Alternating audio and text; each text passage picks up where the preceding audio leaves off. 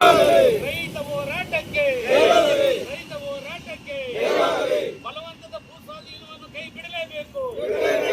ಬಲವಂತದ ಭೂ ಸ್ವಾಧೀನವನ್ನು ಕೈ ಬಿಡಲೇಬೇಕು. ಭೂಮಿಯನ್ನ ಕಬಳಿಸುವಂತ ರಣಹದ್ದುಗಳು ಇವತ್ತು ಬೆಂಗಳೂರಿನ ಸುತ್ತಮುತ್ತ ಹಳ್ಳಿಗಳ ಮೇಲೆ ಬಿದ್ದಿದ್ದಾವೆ. ಸುಪ್ರೀಂ ಕೋರ್ಟ್ನ ನ್ಯಾಯಾಧೀಶರು ಜಸ್ಟಿಸ್ ಗೋಪಾಲ್ ಗೌಡ್ರ ಮುಂದೆ ನಿಮ್ಮೆಲ್ಲರ ಅಹವಾಲುಗಳನ್ನ, ನಿಮ್ಮೆಲ್ಲರ ಏನು ಸಮಸ್ಯೆಗಳನ್ನ ಹೇಳ್ಕೊಳ್ಬಹುದು. ಕೊನೆಗೆ ಅವರು ತೀರ್ಪು ಕೊಡ್ತಾರೆ, ಅದನ್ನ ನಾವು ಸರ್ಕಾರಕ್ಕೆ ಕಳಿಸುವಂತ ಕೆಲಸ ಮಾಡ್ತೀವಿ. ಬಿಡದಿಯ ಬಳಿ ಭೂಸ್ವಾಧೀನ ವಿರೋಧಿಸಿ ನಡೆಯುತ್ತಿರುವ ಪ್ರತಿಭಟನೆಗೆ ಜಿಲ್ಲೆಯ ರೈತ ಸಂಘವು ಬೆಂಬಲ ನೀಡಿದೆ. ರೈತ ಸಂಘದ ರಾಜ್ಯಾಧ್ಯಕ್ಷ ಜಿಜಿಹಳ್ಳಿ ನಾರಾಯಣಸ್ವಾಮಿ ನೇತೃತ್ವದಲ್ಲಿ ರೈತರು ಮಂಗಳವಾರ ಬಿಡದಿಗೆ ಪ್ರಯಾಣಿಸಿ ಬೆಂಬಲ ವ್ಯಕ್ತಪಡಿಸಿದ್ದಾರೆ. ಬಿಡದಿಯಲ್ಲಿ ನಡೆದ ಹುತಾತ್ಮ ದಿನಾಚರಣೆ ಕಾರ್ಯಕ್ರಮದಲ್ಲಿ ಭಾಗವಹಿಸಿದರು.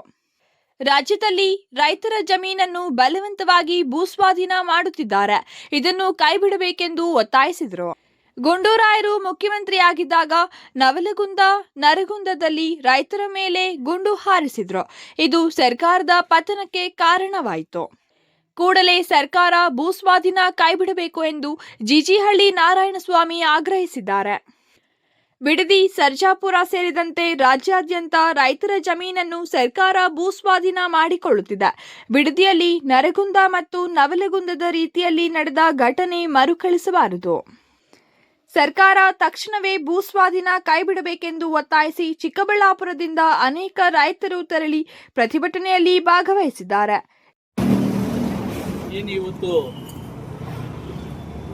ನಮ್ಮ ಕರ್ನಾಟಕ ರಾಜ್ಯದಲ್ಲಿ ಉದ್ದಗಲಕ್ಕೂ ಈ ಸರ್ಕಾರ ಬಂದ ಮೇಲೆ ಎಲ್ಲ ರೈತರ ಮೇಲೆ ದಬ್ಬಾಳಿಕೆ ಮಾಡಿ ಬಲವಂತದಿಂದ ಭೂಸ್ವಾಧೀನವನ್ನು ಮಾಡ್ತಾ ಇದ್ದಾರೆ. ಅದನ್ನು ತಕ್ಷಣ ಕೈ ಬಿಡಬೇಕೆಂದು, ಹಾಗೇನೆ ಇವತ್ತು ಈ ಒಂದು ರಾಜ್ಯ ಸರ್ಕಾರಕ್ಕೆ ನಾವು ಎಚ್ಚರಿಕೆ ಕೊಡ್ತಾ ಇದ್ದೀವಿ. ಏನು 1980ರಲ್ಲಿ ದಿವಂಗತ ಸನ್ಮಾನ್ಯ ಗುಂಡೂರಾವ್ ಮುಖ್ಯಮಂತ್ರಿಗಳಾಗಿದ್ದಾಗ ನರಗುಂದ ನವಲಗುಂದದಲ್ಲಿ ಇದೇ ರೀತಿ ಬಲವಂತವಾಗಿ ಅವ್ರ ಮೇಲೆ ಇದು ಮಾಡಿ ಏನು ಗುಂಡಾರಿಸಿ ರೈತರನ್ನ ಸಾಯಿಸಿದ್ರು.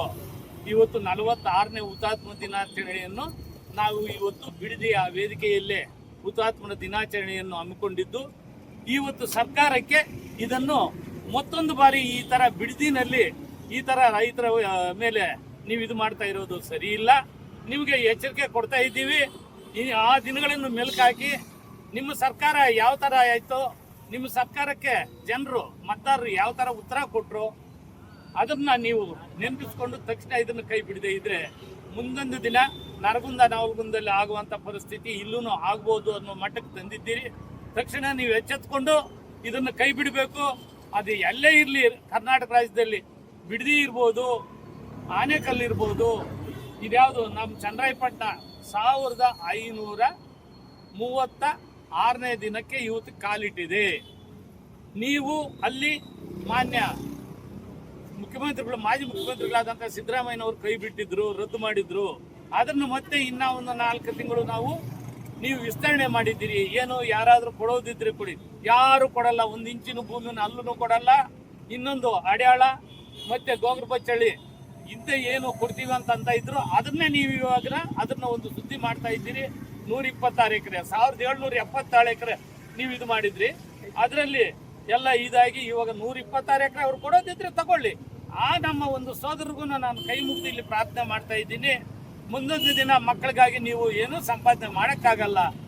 ನಿಮ್ಮ ಮಕ್ಕಳು ಬೀದಿ ಪಾಲಾಗೋದು ಬೇಡ. ದಯವಿಟ್ಟು ನಮ್ಮ ಭೂಮಿಯನ್ನು ನಾವು ಉಳಿಸ್ಕೋಬೇಕು ಅಂತ ಅಂದ್ಬಿಟ್ಟು ಈ ಮೂಲಕ ನಾನು ಅವ್ರಿಗೂ ಎಚ್ಚರಿಕೆ ಕೊಡ್ತಾ, ಇಡೀ ರಾಜ್ಯದಲ್ಲಿ ಕುಡಿತಡಿ ಇರ್ಬೋದು, ಇದ್ಯಾವುದು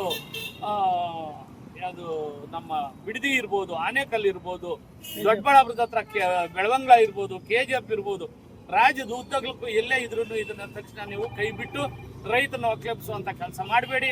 ರೈತರ ಶಾಪ ನಿಮ್ಗೆ ತಟ್ಟೋ ಪರಿಸ್ಥಿತಿ ನಿಮ್ಮ ಪಕ್ಷ ಅಂತೂ ವಿನಾಶದ ಹಂಚಕ್ಕೆ ಬಂದ್ಬಿಟ್ಟಿದೆ. ನೀವೇನೋ ಗ್ಯಾರಂಟಿಗಳು ಅಂದ್ಕೊಂತ ಇದ್ದೀರಿ, ಅದು ನಿಮ್ಮ ಅಗಲಗನಸಷ್ಟೇ. ನೀವು ಗ್ಯಾರಂಟಿಗಳಲ್ಲ. ಕಾಲ್ KG ಚಿನ್ನ ಕೊಟ್ರು ಮತದಾರರು ತಲೆ ಒಳಗೆ ಇದು ಬೇಡ ಅಂತ ಇವಾಗ ಇಡೀ ರಾಜ್ಯ ಎಲ್ಲ ಅಲ್ಲ, ದೇಶನೇ ನಮ್ಮ ಕಡೆ ನೋಡ್ತಾ ಇದೆ ಇವತ್ತು ಹೋರಾಟಗಳ ಕಡೆ. ದಯವಿಟ್ಟು ಇದನ್ನ ನೀವು ಕೈ ಬಿಡಿ. ಇದು ನಿಮ್ಮ ಒಳ್ಳೆಯ ಇದಕ್ಕೆ ನಾವು ಎಚ್ಚರಿಸ್ತಾ ಇದ್ದೀವಿ.